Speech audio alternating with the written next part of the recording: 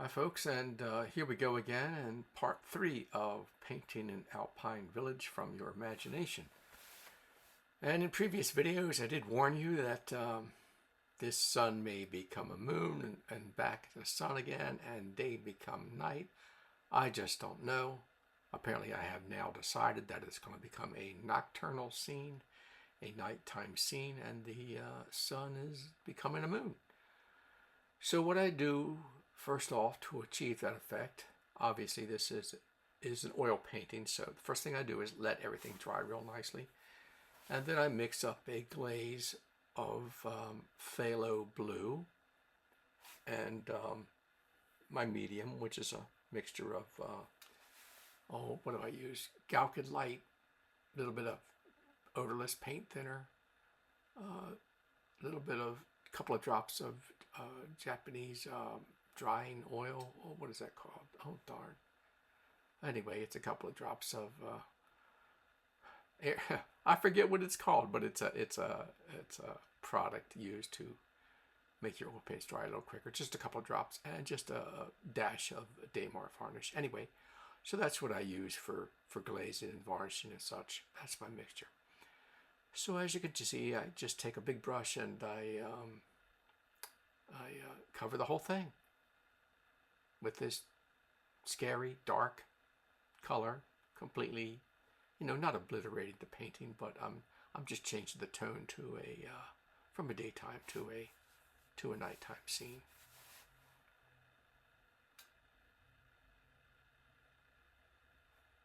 And again, this is phthalo blue, or it might even be Prussian blue. I don't really distinguish between either one.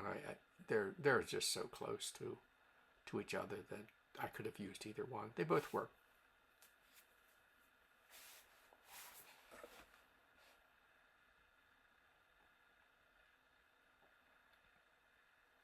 This is a very quick video, it's just about 15 minutes long, so we'll just blow right through it. So continuing to just, smooth this all out a little bit, try to smooth out the rough brush strokes, back and forth, back and forth. And you're not going to do it all with the brush. You'll see that I use a rag a little bit later. And I'm getting ahead of myself, am I not? Yes. So instead of, I call this a rag, but what I really use is there's a particular paper towel made by Viva, which it doesn't have a pattern in it. It just looks like a piece of flannel, and it doesn't leave any weird imprints or anything like you might get from paper towels that have that embossed design in them. So I use the Viva, and as you can see, I've just folded it up nicely, and I'm just rubbing in the paint, trying to smooth it all out, trying to make the brush strokes disappear. You can see I use a bit of a circular motion, back and forth as needed. Patient. And if you're working on a larger painting, you may need to turn the cloth a couple of times, and that's probably what I'm doing right now, because it's like nothing's happening on screen. I should have edited this part out, darn it. Oh, here we go. Now, I believe I have put a little paint thinner on the towel, because that's the way you can just go ahead and remove color a little bit more with a little bit more strength. And you see I'm going to clean off the yellow light where the moonlight would be falling on the village. And just take your time, rub a little bit more paint off. Get a little bit of that dark off. Try to figure out where the light would be hitting and clean that off a little bit.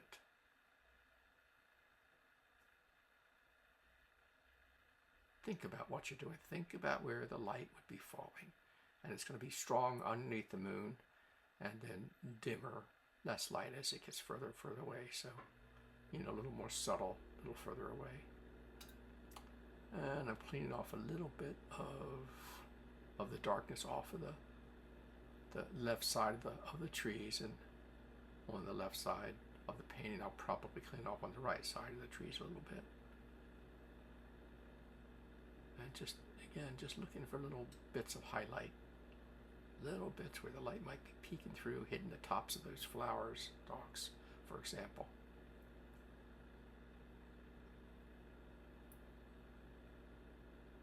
Just got to take your time, think about what you're doing, think about where the light might be falling. And it looks like I am taking a little bit of yellow and putting a little bit more moonlight in various places where I didn't feel that rubbing it off would work as well. So, there's just a little bit more detail.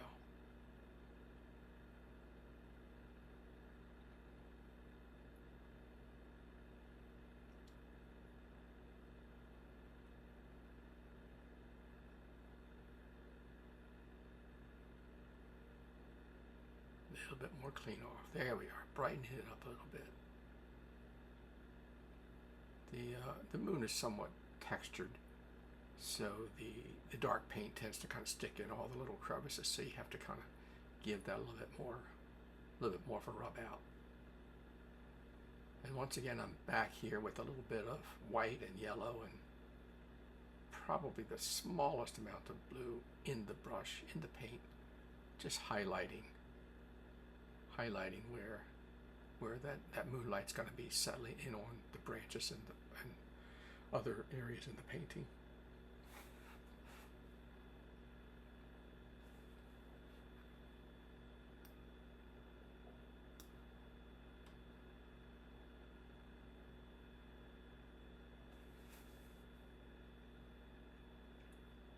Looks like I've made add just a little bit more blue to this mix.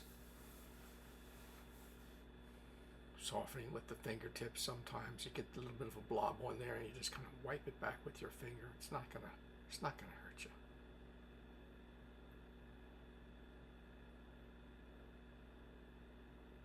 Even in the distance, trying to get a little bit of that, that ghostly moonlight effect.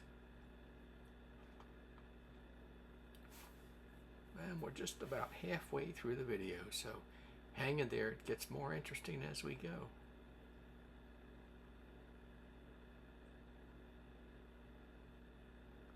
You see that little brush stroke I did just above that tree a few minutes ago, or a few seconds ago?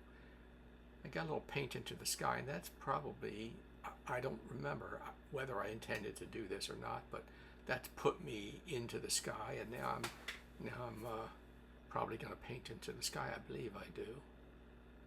I want to make the sky more interesting, so that little accidental brush stroke, I just don't remember whether it was intentional or not, but sometimes you put a little paint down and you go, well, I'll work on this area for a little while, and I have a feeling that's what happened here.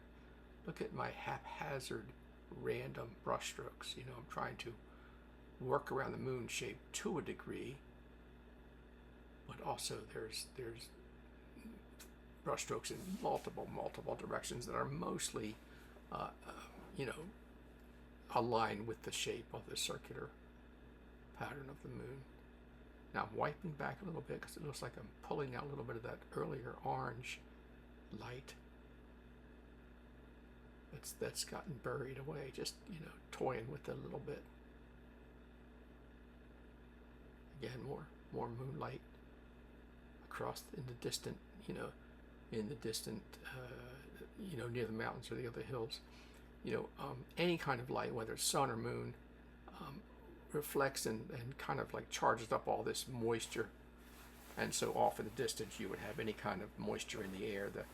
The light just bounces off those particles and just lights everything up in an interesting way.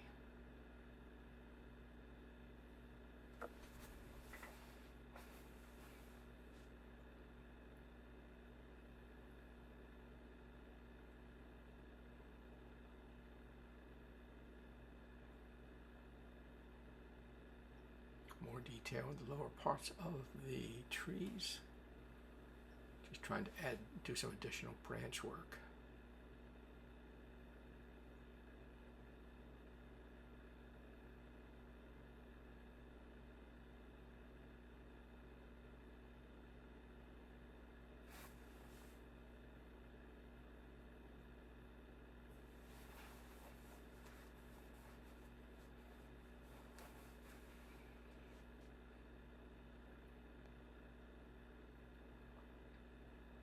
Again, just a little bit of moonlight on the road, the path, whatever it is. I don't know what it is. It's just shapes in the dark.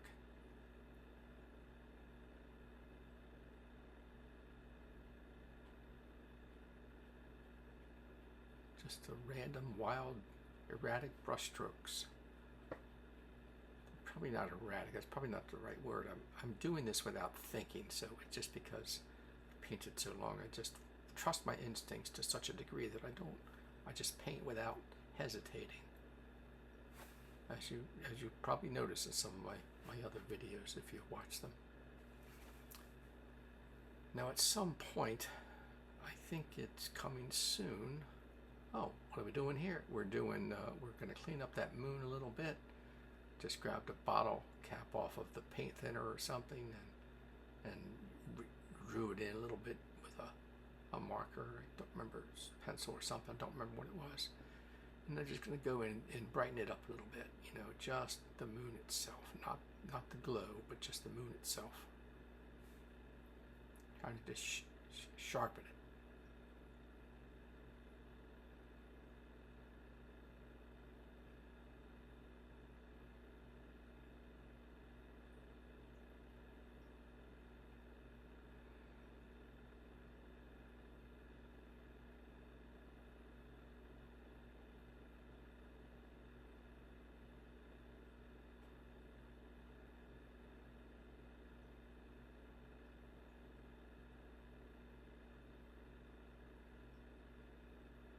Here we go, off in the sky again, just trying to get that light, that halo, that glow that you get from moonlight. And you see, putting the color down, rubbing it around with my fingertips to soften it.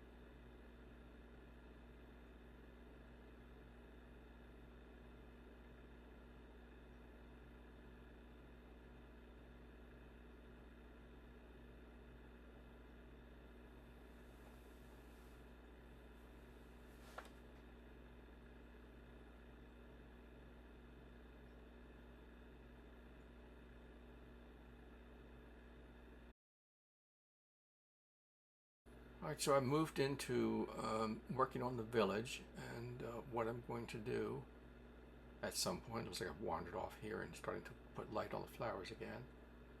What I'm going to do with the village is, you can see I'm putting in these horizontal bits to represent walls and rooftops and towers and such. And I'm not going to paint buildings in so much as I'm just suggesting the shapes of these buildings off in the distance. You don't need to worry about windows in detail and people walking around, you know, eating ice cream cones or anything like that.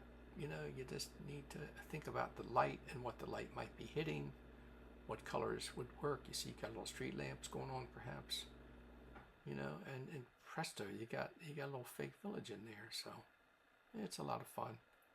I've learned over the years not to obsess with detail and try to remember that, especially if something is off in the distance, that you really don't need to have so much detail. And here I'm putting a few upright cedar trees, you know, a little bit of brushwork here, a little bit of green, you know, just to punctuate, you know, the town with a little greenery, so as not to be just a bunch of buildings. Anyway, we're at the end, so as usual, thank you for watching. Don't forget to check out part 4 when I upload it sometime soon. Bye now.